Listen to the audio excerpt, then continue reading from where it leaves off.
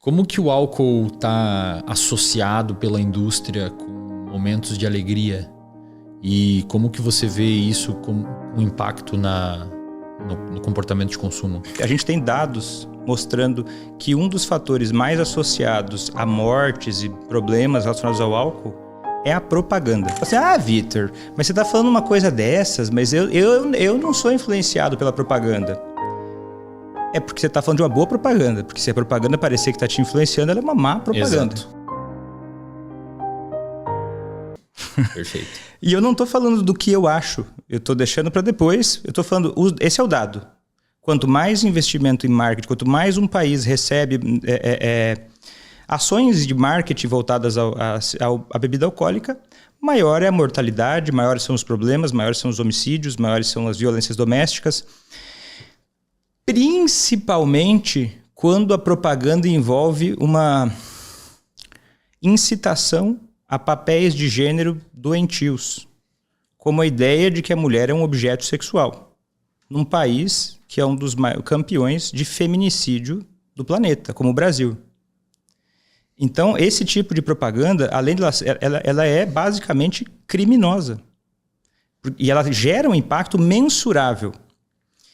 E aí, se eu não me engano, foi em 2006 que a galera olhou, né? Com licença para usar um jargão um pouco mais popular para a gente falar um pouco Fica mais, à vontade, mais básico. Pode. A galera olhou, órgãos competentes olharam, observaram os dados. A galera olhou, né, viu e pensou, não, gente, tá muito feio isso que tem em relação ao álcool. Essas propagandas aí tá começando a ficar muito feio. Vamos regulamentar, né, o CONAR. Você tá falando das propagandas, como eu citei, que tem as mulheres de biquíni e tal. Isso. CONAR e outros órgãos competentes observaram isso e falaram, não, realmente, isso aí tá demais. Vamos então fazer uma lei para regulamentar as propagandas relacionadas ao álcool. Aí o pessoal que entende um pouco mais do assunto, cientistas, acadêmicos, olha, não deve ter propaganda. Países que não têm propaganda têm benefícios imensos. Aí o pessoal olhou e falou, não, beleza, tudo certo. Na calada da noite, na hora de assinar o documento, falaram, não, vocês têm toda a razão. Propagandas com álcool devem ser proibidas. Vamos instituir, então, o que é uma bebida alcoólica? Bebida alcoólica, então, é uma bebida que tenha maior do que 13 graus. Maior do que 13% de álcool. Pô, mas daí cerveja não entra. A bebida mais vendida do Brasil, mais consumida do Brasil é a cerveja. Ficou completamente de fora. E aí, esse é uma grande piada, né? Um grande escândalo, uma piada que está embaixo do nariz de todo mundo, que até hoje é assim, né? Propaganda de cerveja é permitida. Começaram a regulamentar um pouco, agora não pode mais associar mulheres diretamente. Mas essa é uma propaganda muito violenta e agressiva e prejudicial para o nosso país, para o planeta de uma forma geral. Mas a gente ainda tem uma coisa um pouco mais suja que isso, que são as propagandas para crianças. Isso é o mais desleal que eu vejo. Já é o mais desleal, não sei se dá para classificar, mas é muito desleal. Por exemplo, o Sirizinho, todos sabem, né? O Sirizinho da Brahma. O Sirizinho da Brahma. Isso é propaganda para adulto? Não é propaganda para adulto. O adulto pode até achar legal, é um meme. Isso é uma propaganda direcionada exclusivamente para uma criança. Começa a naturalizar já desde criança o álcool. E os pais, a gente tem dados de que em torno de 80% dos pais no Brasil bebem na frente dos seus filhos. E 1 a 3 vezes por mês bebem grandes quantidades. E às vezes o filho olha e fala, pai, eu gostaria de experimentar isso daí, porque o filho quer ser você, né? Você tem um filho, seu filho quer ser você. Ele olha para você e vê uma referência, né? E aí o adulto olha e fala, não, isso aqui é bebida para adulto. Aí aquela criança vai se imaginar bebendo quando for adulta, porque é normal. Agora, se a gente for... E tem pesquisas, principalmente no Reino Unido, que comparam. Quantas crianças de 9 anos se imaginam fumando? 0. Quantas se imaginam bebendo? A maioria. Olha só, cara. Por conta, talvez, dessa... Esperam avidamente chegar na idade de 21 anos, dependendo do país, para começar a beber. Aqui no Brasil seria 18, né? Que não é, obviamente, cumprido. Quem aí não consegue comprar bebida? Quem pede identidade para comprar bebida? Pela legislação, imagino que deveria pedir em todo posto de gasolina, quem for comprar bebida, ver se tem 18 anos. Né? Mas 15% do lucro estimado da indústria no Brasil é para menores de idade. sabendo que menos de 18 anos, o risco de desenvolver alcoolismo, experimentar álcool antes dos 18 anos, é 6 vezes maior, isolado de outros fatores. E aí a gente vê que é muito simples uma pessoa comprar, só que esse não é o maior problema. Alguns especialistas e pessoas que são mais envolvidas com políticas públicas defendem que é o seguinte: isso é uma coisa muito ruim? É muito ruim. Mas parece, eu compartilho, pelo menos parcialmente, dessa opinião, de que o maior problema é você e o cidadão comum, a probabilidade da gente olhar para isso com indiferença. O como a gente não saberia como lidar, talvez, com isso, ou a gente não pararia a nossa vidinha para denunciar um lugar desse, ou nem saberia para onde denunciar um lugar que a gente observasse que estão vendendo para menores de 18 anos. Porque o discurso da liberdade individual é tão poderoso na cabeça das pessoas que, às vezes, mesmo entendendo isso, poxa, vou me meter na vida do fulano? Aí você vê um pai que está bebendo num posto de gasolina. Olha o tipo do lugar para ter álcool exposto. E aí ele está lá com o filho, ou filha pequena, e ele está dirigindo. Você vê aquele carrão lá, ele está dirigindo. Ele vai sair dirigindo, e fala, paga a conta dele, bebeu 4 cervejas. Quantos de nós tomariam qualquer tipo de atitude perante a isso? A gente olha para isso como se fosse comum. Só que a gente está vendo ali uma criança vulnerável ser exposta a uma situação potencialmente fatal. Mas a gente aprendeu a não ter sensibilidade em relação a isso. No caso, pode ter um acidente porque o cara tá enchendo a cara no posto. E como é que é, cara? Como é que deixam vender álcool em posto? Que bagulho é esse? Não tem sentido nenhum. O cara vai pro posto... Óbvio que ele tá de carro, ele foi abastecer e aí tem álcool na geladeira. E álcool pra caramba, você entra num posto, é trocentas geladeiras com aquelas monte de garrafa diferente. Tem alguém que já tentou? Vamos entrar nesse assunto, porque esse assunto é muito importante, a gente vai ter que entrar. Só que eu me sinto, e eu quero declarar um certo respeito a você que está me ouvindo. Eu sei que a partir de... Eu já comecei, e talvez agora eu continue a seu pedido, Wesley, respondendo uma questão que ela é dolorosa, porque é como se eu fosse agora falar mal daquele seu tio, gente fina, que conta uma piada pra você, que desde que você era pequeno ele era legal com você, e agora você tá começando a descobrir que ele não é tão legal. Só para deixar claro, quando vem pessoas aqui falar de metabolismo, eu deixo o parênteses aberto também. Eu falo assim, a gente não tem nada contra a pessoa obesa ou com sobrepeso. A gente tem contra a obesidade, não é contra a pessoa. Então o que o doutor tá falando aqui, ele não tem nada contra o seu tio gente boa. A luta dele é contra o álcool. É quase como se o seu tio gente boa fosse uma vítima. Quando eu tô falando do tio gente boa, eu tô fazendo um paralelo com o álcool. Eu não tô falando da pessoa, mas o álcool é esse tio gente boa. Porque a pessoa ela tem como uma estima muito grande o álcool. Ela olha o álcool e pensa assim, poxa, esse álcool... Cara, vai falar, como aqui que tem? Qual o problema? Eu trabalho a semana inteira. Eu dou conta de um monte de pepino a semana toda. A única coisa que eu faço para relaxar um pouco é tomar uma cervejinha. Nunca bati o carro, nunca tive nenhuma doença, nunca tive um problema. O seu Geraldo, que vive lá na roça, bebe 1 litro de vinho desde os 5 anos de idade, está com 98 anos, ele é forte, ele tem energia, ele namora com a esposa dele todos os dias, ele é maravilhoso e perfeito. Eu também serei assim. Daí chega chega o Vitor e fala... E agora eu vou falar umas coisas... Dito isso, vou falar algumas coisas... que são muito incômodas e que elas desafiam o senso comum.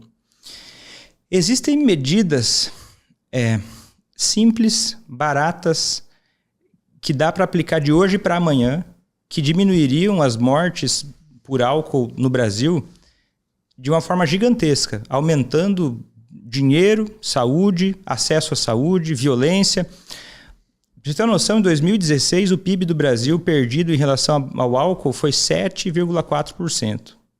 Então, a gente está falando de medidas que poderiam aumentar dinheiro para todo mundo, diminuir a fome, a desigualdade social, melhorar o meio ambiente. E essas medidas, as mais que têm mais evidência científica, que são assim, ó, a primeira delas...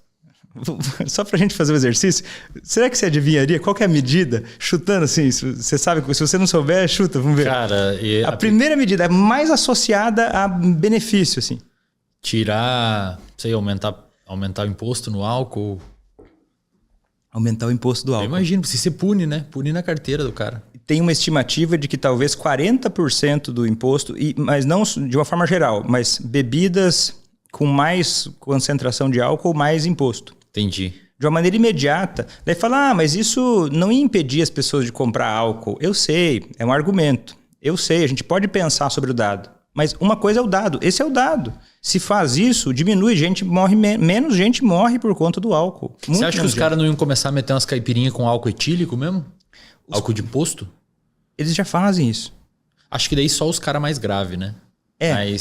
Mas mesmo os caras mais graves, ia gerar a longo prazo uma percepção de risco maior. Ia ser mais difícil para eles, porque o álcool está associado à pobreza. Uma pessoa hoje que bebe, mesmo que aumentasse, daí a gente pode olhar para o micro resultado e ele é importante, porque tem 2 resultados, o da pessoa e da sociedade. Da sociedade não tem dúvida. E o da pessoa, porque daí ia sobrar também mais dinheiro para ajudar essa pessoa que é tão grave a esse ponto.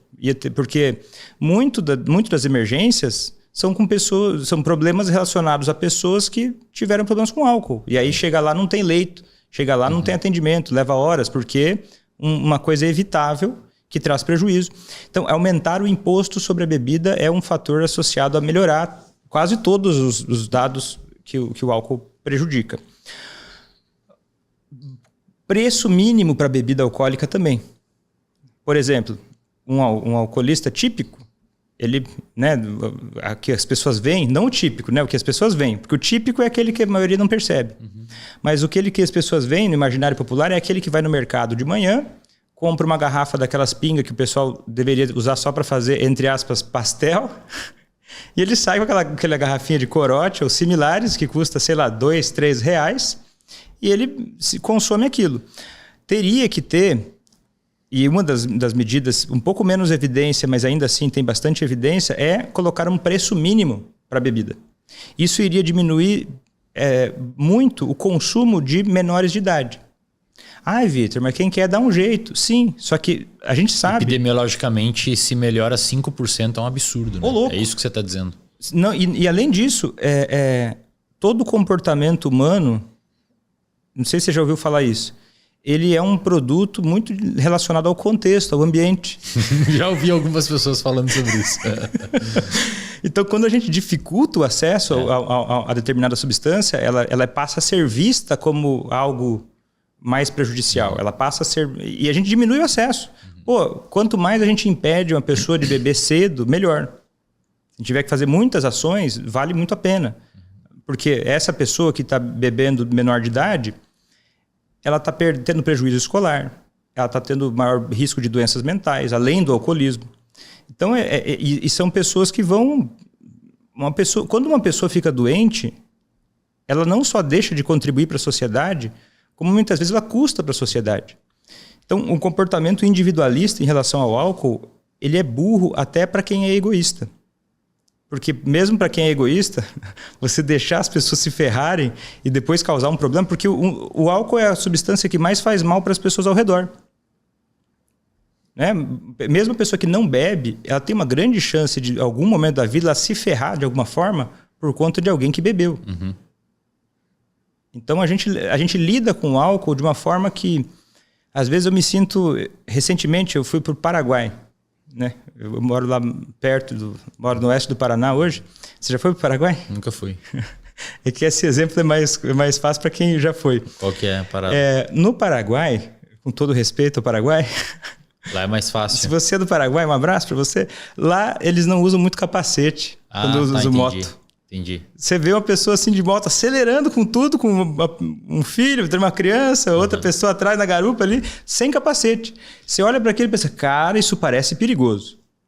Por que parece perigoso? Não porque alguém chegou barbudinho, de terno, para mostrar uma estatística. Ninguém nem sabe direito qual que é a chance, a maior, quantos por cento. Para o álcool, parece que a gente tem que provar. Não, deu tantos por cento. Por que isso?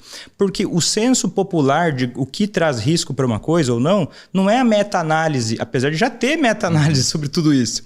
É a besteira de, fulano, se você vai sem capacete, você vai tomar uma multa. Isso que transforma a visão popular.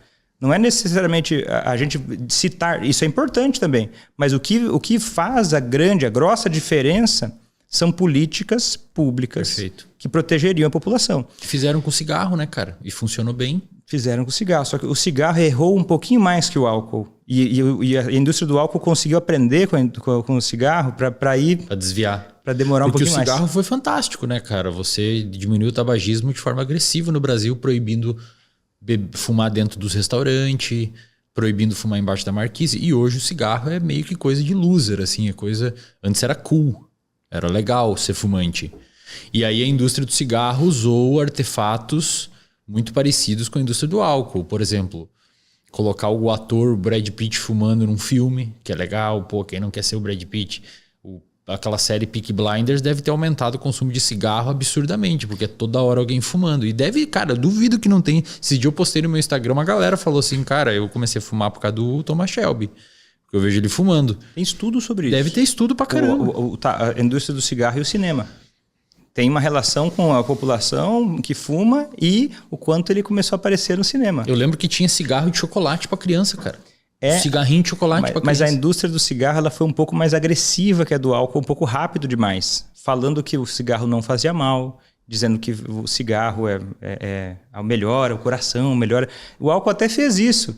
Só que o álcool, eles usam uma estratégia que ela é muito inteligente, mas eu acho que é questão de tempo para isso acabar, porque a gente está numa era em que tem pessoas disseminando informação e as pessoas estão começando a consumir essa informação. Que é o quê? Uma das coisas que a indústria do álcool mais gosta é o conceito de alcoólatra. Eles adoram esse conceito. E eles adoram utilizar escalas ultrapassadas para dizer que para a pessoa olhar e vamos informar a população sobre o consumo moderado. Vem aqui fazer um teste e ver se você é alcoólatra. E é um teste com uma sensibilidade muito baixa. Qual que é a parada? Qual que é o... Eles variam. Uma dose no sangue? Como é que é? Não, questionário? Um questionário. Por exemplo, um questionário que antigamente era muito utilizado era o CAGE.